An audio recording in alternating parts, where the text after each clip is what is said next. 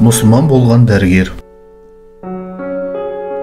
Күндердің күнінде Германияда жоғары оқу орнын бітірген Дженнифер есімді дәрігер қыз енді ғылыми зерттеумен айналысу үшін шетелге баруды жоспарлайды.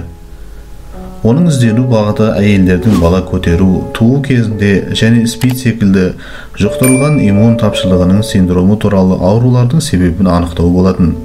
Оның бұл зерттеу жұмысы бойынша Еуропа елдерінде мамандар тарапынан көптеген нәтижелерге қол жеткізілген еді. Енді осыны білген Дженнифер таяу шығыстағы елдерді таңдап, онда ізденіс жасағысы келеді.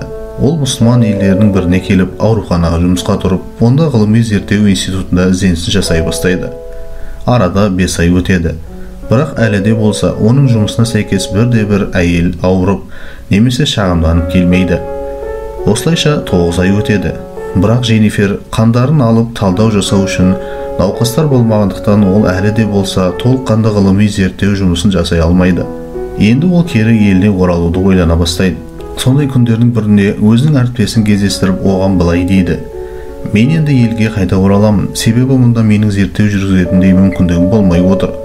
9 ай өтті, мен әлі ғылыми бағытым бойынша ауруға шалдыққан бірде-бір әйелді кездестірмедім. Елге қайтпастан басқа шарам жоқ" дейді.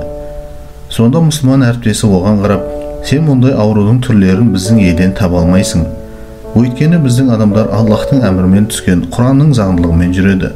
Оған сәйкес ешбір еркек немесе әйел бөтен біреумен ойнастық жасап, зинақорлыққа бармайды. Барлығы шариғаттың шеңберінде адал болады. Сондықтан жұқтырылған иммун тапшылығының синдромы секілді аурулардың біздің қоғамда орын алуы әсте мүмкін емес. Тіпті Құранның өзінде әуретті жерлерді өзгенің көзінен жабуға бұйрық берілген. Ал сәйкесінше әуретін жасырған адам ондай арсыз әрекетке бармайтыны анық.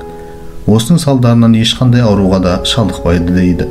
Құранда осындай арсыз әрекеттердің жолын кескен аяттардың барына таң қалған Дженнифер 9 ай бойы ешбір науқасты кездестірмеген енді түсіне бастаған еді. Сосын ол қолына Құранды алып оны оқи бастайды.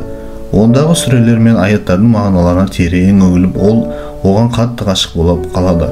Сосын Дженнифер көп ойланбастан жергілікті мешітке барып кәлима айтып мұсылмандықты қабылдайды. Кейін ол дінді терең бойлап білгесін еліне оралып, онда ер мен әйелдің қарым-қатынасын айқындап берген, әрі тазалықтың жаршысы болған исламды таратумен айналысқан екен. Достар, егер бұл әңгіме ұнаған болса, міндетті түрде лайк басып, өзгемен бөлісуді ұмытпаңыздар. Басқа да осындай қызықты әңгімелер тыңдағыңыз келсе, каналымызға жазылып, қолдау білдіріп, пікірлер қалдырыңыздар. Неғұрлым көп қолдау көрсетсеңіздер, жаңа әңгімелер тез шығып тұрады.